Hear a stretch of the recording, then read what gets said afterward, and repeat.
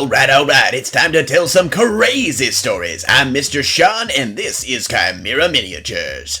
That's right, guys, we are back with some more Neckbeardy content for you. As always, if you enjoy the content on this channel, please be sure to like, comment, and subscribe. Check out the links, maybe buy a mini, check out the Patreon, maybe support that, and without further ado, let's get into today's content. First up, we have a post from Just Neckbeard Things entitled, "Tell me you don't go outside without telling me you don't go outside." And it looks like this is a post taken from 4chan. Post your standards for a GF. Mine, 16 to 19 years old, virgin, has never seen a penis, has never thought of a man sexually. 170 to 175 centimeters tall, small to medium boobs, pink nipples, wide hips, feminine fat distribution. What does that even mean? Very little muscle mass. Either strawberry blonde with blue eyes or light brown hair with green eyes. Wavy hair ideally. Porcelain white skin with rosy cheeks and visible veins. Takes care of her body, but doesn't mind eating more during special occasions and gaining a few pounds after pregnancy. Hobbies and interests are cute and feminine. Cooking, baking, sewing, embroidery, reading, playing classical instruments, piano, violin, flute, etc. Alright, we're less than 3 minutes into the video, and it's already tangent time! But honestly, I love telling this story. It's from when I was about 16 to 17 years old, and I went to Colonial Williamsburg with my family over winter break, and during one of the tours that they give you, they gave us this story, which I always found very interesting. So, one of the big things in that time period, the colonial times, was when you entertained guests, you would entertain them with a musical performance, which was typically done by a young lady in the family. Now, of course, the end-all be-all for entertainment was to have a piano, but not everybody could perform. Not everybody could afford a piano.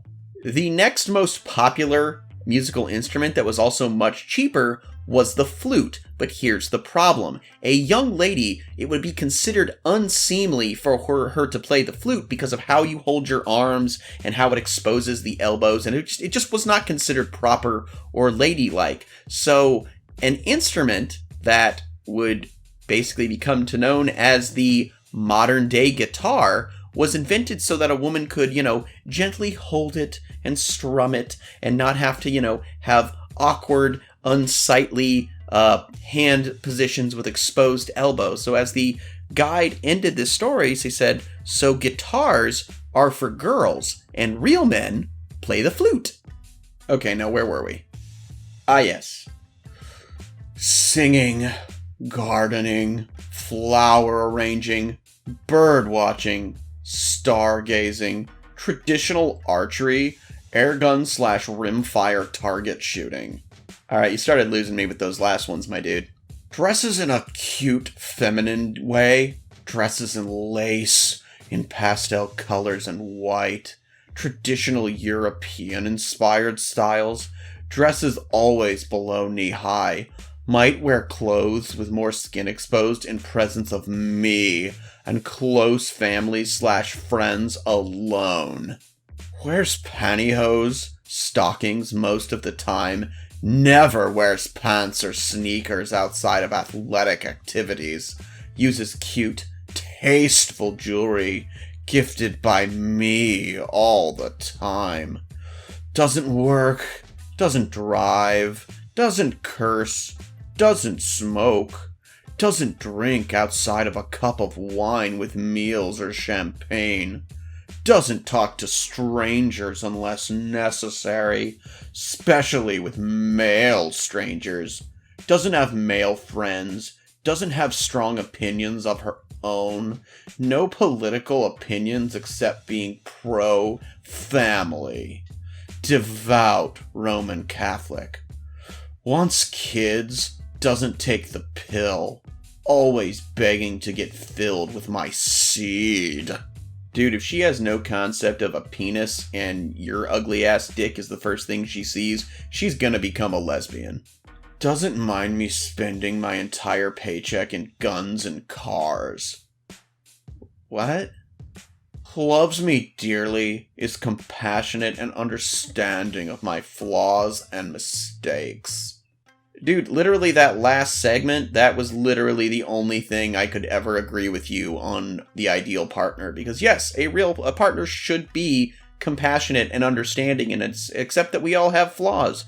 Though apparently, you're only willing to settle for your ideal of perfection, which honestly does not seem like... I don't really think this girl, with all of these things, exists. And if she does, the chances of you running into her and her, one, being attracted to you, and two, considering that this is apparently some girl who you wish to just be the property of a man, something tells me whatever family member has raised her to be this way ain't gonna let her settle for you.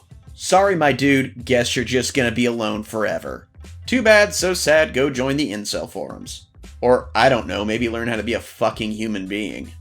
I mean, I didn't really put too much thought into my ideal girlfriend, even though that's what I ended up getting, but I guess if I had to have made a list, it would have been nerdy, thick, big titties, goth, emo, possibly, some kind of alt culture, healthy libido, and willing to call me out on my shit. And hey, I got my perfect woman, but, I don't know what the fuck you're looking for. Alright guys, with that out of the way, let's get into some stories. Now our first story today comes from user DogHairEverywhere10 and is entitled, Obviously I like her art, it has great tits. I mean, just from the title alone, I'm a fan of titty art myself, but, let's see where this story's going. This weekend, my mom and I went to an art fair to support a local artist who is extremely skilled. One of the subcultures she's a part of and which appears in her art is male-dominated. At the fair, we had a lot of artists creating their work live and it was just very cool. So at one point, my mom and I are watching her and somehow strike up a conversation with a guy who also stopped to watch. He told us about what a big fan of her he told us what a big fan he was of her. In hindsight, it's a yellow flag that he said her and not her work. Maybe. I guess we'll see. That's not automatically a red flag. You can be a fan of someone just in general, and that includes their body of work. There's an artist called Sakimi-chan that both me and my fiance are both big fans of her work, so to speak, to the point where my fiance is like, yeah, you should totally support her on Patreon, so I do. But, I have no idea what Sakimi-chan looks like, but I honestly would say, yeah, I'm a fan of her. And I could also just as easily say I'm a fan of her work. Like, if you're a fan of their work, it's not wrong to say you're just a fan of theirs in general because you admire their skills. But something tells me that's not how this story is going to turn out. He told us what a big fan he was of her. In hindsight, it's a yellow flag he said her and not her work. And told us about how he first discovered her and the first show of hers he saw. Mostly normal. Then, as he notices she's about to take a break and excuses us to offer her encouragement. His parting words were a chuckle, and obviously I like her work. It has great tits. Oh boy. The dude's over 300 pounds with a straggly beard and wearing the lanyard for where he works. I did not assume he was a disgusting, lustful creep because I don't judge based on appearances. Yeah, but sometimes you can. And he didn't have a fedora. But sure, shamelessly let myself and my 60-year-old mom know that to you, the best part of this young woman's work isn't her skill or the soul she puts into it, but the fact that her female figures have massive badongas, huge melons, blimps practically hanging off their rib cages. Rolls eyes. But if that's specifically what this woman is creating, clearly she is drawing the sexualized female figure for a reason, because she enjoys it and knows, and probably because she knows it will be popular. If she is blatantly drawing accentuated breasticles, I mean, clearly that's one of her features that she wants people to notice. That's like an integral part of her work. I have no idea who this artist is, but I feel like you're maybe judging. This guy seems like a creep, but you might be judging his appreciation of the work a little strongly. Anyway, Mom and I were there from 4 to 9:30 p.m. and he up and left after 10 minutes and telling her he was her biggest fan. That was his encouragement? So yeah, a spiritual neckbeard and fake fan. Mom and I had a laugh about it though, and now so can you guys. Edit. Mom reminded me he said nipples, not tits. I mean, yes, obviously this guy is probably pretty creepy, but I feel like if this artist is making this work in this specific style and is doing so publicly live, I don't know. I feel like maybe you're judging the artist as well as this guy for her choice in art. And it's like, if that's not your thing, that's not your thing. But, I mean, I don't know. I just feel like I think you find, I don't know. You said you like her work, but then you criticize how she chooses to draw her figures. So, I don't know. This one, I'm conflicted. I'm not siding with the beard, but I also am not, I don't know. I feel like OP is a little judgmental. Like, there are plenty of artists out there that I don't like what they create, but I applaud them for making things in their own style and, enjoying what they do. And, it's not for me, but clearly if they're successful, it's for somebody. Our next story comes from user Musewing and is called A Little Tale. Hey y'all, I'll be covering this story of a weird guy. This is my first time posting, so please go easy on me in the comments. We'll try. I'll be referring to this humongous fellow simply as NB. Neckbeard. And I'll refer to the female friend as A. Once upon a time, there was NB. He's greasy, pale, and extremely round. This was around 2014, so I was about 14 at the time. NB was 16, but got held back and was in my class. A is 14 too. Me and A were sitting down at the library, just talking about things like anime, games, and books. And then this absolute stank machine, love it, snorted and yelled behind us, "You guys watch anime?" We decided to ignore the guy, but he won't stop yelling in our ears about anime girls he liked. So me and A fled outside the school. Me and A talk a bit more, then we go home since it's already like 5 p.m. Tomorrow this fat idiot shows up to the martial arts club where I was and yells, "Hey buddy!" and tries to jump on me to hug me. I never talked to this guy in my life. With the help of 3 other kids, I pushed him out the door and locked it. After like 5 minutes of banging on the door, he got the hint and walked away. I never really saw him again after that. See, that's the problem, is you showed interest in nerdy things. I was at Ollie's Bargain Outlet with my fiance, and she picked up a Harley and Ivy hardback just comic book, and as she's checking out, I didn't actually buy anything. The guy, and I knew just by looking at this neckbeard that he was going to try and mansplain something to her. And he looks at her and goes, "Do you know the origin of Harley Quinn?" And she goes, "Yeah, I actually do." And to be fair, yes, she knows the origin of Harley Quinn, even though she's more of a Poison Ivy fan, which so am I. We're great together. My spirit animal is Kite Man. Hell yeah. But even though she confirmed that yes, she did, he then goes on to just start telling her the history of Harley Quinn, and she's so fucking annoyed. And I'm just like, yeah, there was no way you were getting out of this one. Our next one comes from, I think this is meant to be pronounced Princess Angel Baby, and is entitled Library Creep. I'm a college student finishing my degree in early education, and I look like a stereotypical kindergarten teacher. Huge bright glasses and colorful patterned dresses a la the great Miss Frizzle. Iconic to be honest. The whole 9 yards. I'm also a bit of a nerd with a somewhat ridiculous love of Star Trek and playing Fire Emblem Three Houses. All of the Fire Emblem series, honestly. I've also been working my way through Naruto and One Piece at the recommendation of my stepbrother, and I've been liking it so far. I'm open to more suggestions. I mean, I'm a manga fan myself, OP, but those are the two I absolutely can't stand as series, which is really weird, especially with One Piece, as I am a huge fan of anything related to pirates, and I could not get into One Piece, and I've never liked Naruto, but hey, to each their own. So I was sitting in the library trying to focus on my final essay for educational technology, when I suddenly caught a whiff of something foul, like a mix of egg salad and stale beer. I almost gagged. I looked up and saw a really overweight Neckbeard walking towards me with the creepiest smile. He was wearing a fedora and a t-shirt with ramen stains. I hope... OP, you don't want to think too hard about what those stains could be. As he got closer, the stench grew stronger, and I could barely breathe. I tried to ignore him and focus on the inner workings of the iReady program, its ass. But he sat down at the table across from me and started loudly typing on his laptop, sniffing and peeking over his screen at me. What the fuck? He definitely hadn't showered in a while and was sweating profusely. It was really gross and horrifyingly distracting. I started to feel increasingly uncomfortable as he kept glancing over at me and trying to strike up a conversation. Neckbeard. Hey, what are you studying? Me. Oh, just some research for my paper. NB. What's your paper about? I'm really interested in academia and intellectual topics, and you have a lot of books there. Me. It's actually for my educational technology class. NB. Ah, I see. There was an awkward pause where I try to keep working and ignore the stench. God damn it. NB.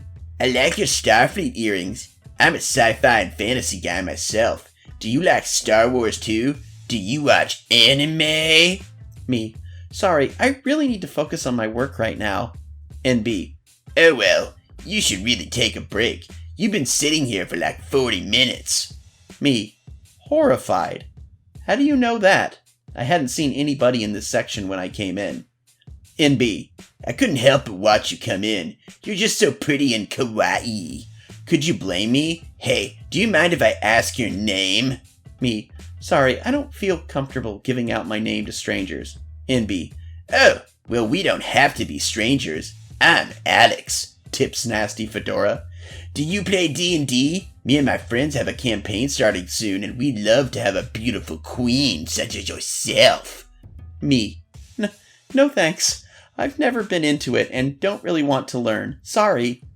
I tried to politely tell him that I needed to focus on my work, but he just wouldn't take the hint. He kept droning on and on about his interests and hobbies, and I wanted to dissolve into the floor.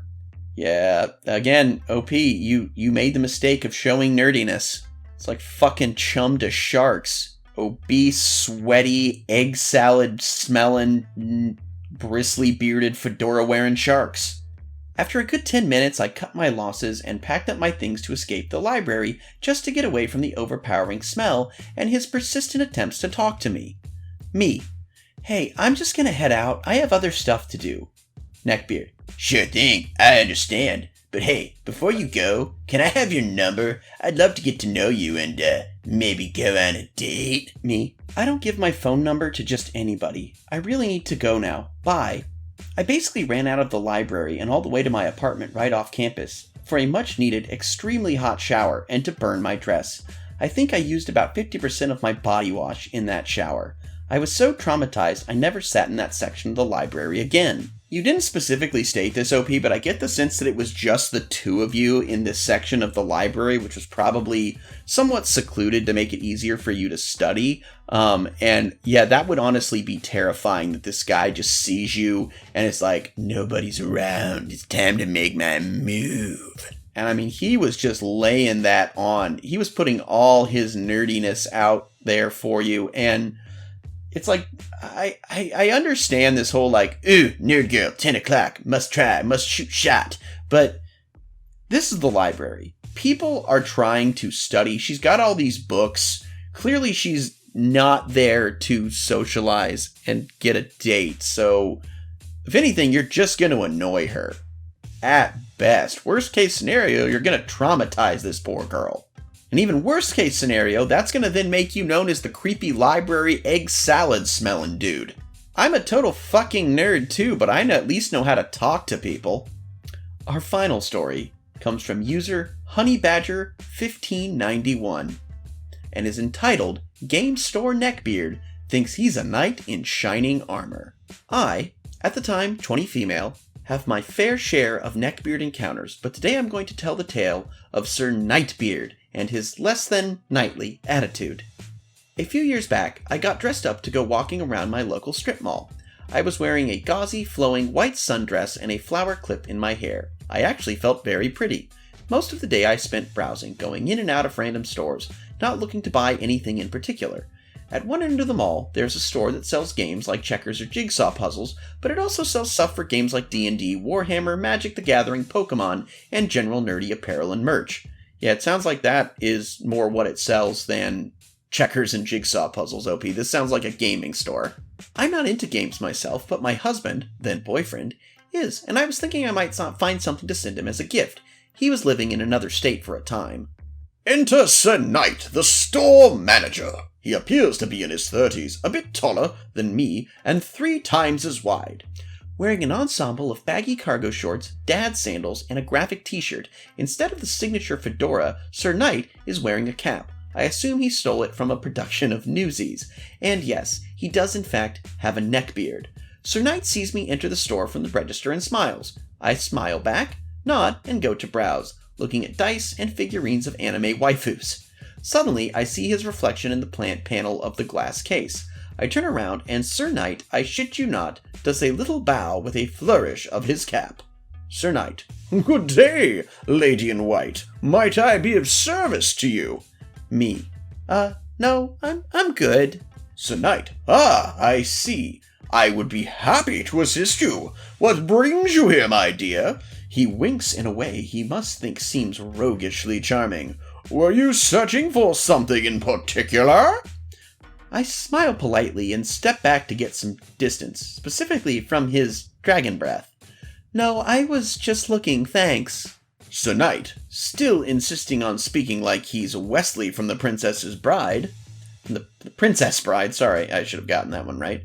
Is that so? Well, dear, feel free to ask me any inquiries of our wares. Did you want to see anything in the case? I was about to turn him down, but then I recalled my husband mentioning he was hoping to buy a model of Nagash, but he was on a tight budget. I had extra money from my tax refund. Me. Actually, do you guys sell Warhammer figures? Okay, because I had no idea what Nagash was. I'm a bad nerd. I'm sorry. Sir Knight. Miniatures? Me, I think it's called Nagash. I think it's a death god or something? Sorry, I don't know what I'm talking about. My boyfriend plays Warhammer. I was thinking of getting it for him. A dark shadow casts over Sir Knight's furrowed, greasy brow. The smile on his face wanes like the moon's silhouette fading in the dawn. Sir Knight, dropping all traces of his put-on gallantry, and tells me plainly, No, we don't sell them here. Is that all? Me, yeah. Sir Knight. Okay, well. I watch with some relief as he trudges back to his post and takes out his phone. Sir Knight only looks up when the bell over the door chimes as I leave. He gives me a little wave with a visibly strained attempt of a smile. I supposed I ruined his fantasy of a fair maiden venturing into his shop and being wooed by the whole "m'lady" shtick. Needless to say, I never went back. I mean, okay, so I don't want to say that when you see a girl in one of these stores, you should assume she's buying for her boyfriend, because that's just not true. But also, she's there to shop, not meet her Prince Charming, so to speak. Like, you were doing excellent customer service, if not laying it on a little thick. But then you just, out of nowhere, as soon as you heard that the OP had a boyfriend, Mr. Sir Knight, all of a sudden it was like, oh, well, you're just not worth my time then. And that's honestly the worst thing about a lot of neckbeards, is that the only value a quote-unquote female has to them is that they could potentially be their m'lady, girlfriend, sexual partner, what have you. That the idea of them just being a human being, not even a friend per se, but just being a person, it never crosses your mind. It's just, what can they be to me? And in this case, she could have been a customer. And if you have shit for D&D and Warhammer, I almost guarantee this store had those minis that the OP was looking for, but he just didn't want to spend any time because he couldn't even see her as a customer, and somehow, I don't know, probably was jealous of her boyfriend who he's never met, and it didn't want him to get this nagash or whatever it was. I definitely think this guy was just like, milady. And as soon as he found out she was off the market, he didn't even have any interest. Dude, at least, try and make a buck off this girl. Try and sell her something. Don't make your encounter a total loss. You put on the night voice and everything. I don't know. These guys just seem kind of hopeless. And that's our video today, guys. Be sure to like, comment, and subscribe. Check the minis, check the Patreon, and check the socials. Hey, send me an email if you want a miniature that you're just not seeing anywhere else and want a custom commission. I promise you I can make you something real special, and it's probably going to be a lot cheaper than other people who take miniature commissions. But whatever you do, I do want to thank you for being with me and listening to these videos, and as always, until we meet again, I hope that you alpha great day and an even beta tomorrow. Bye-bye!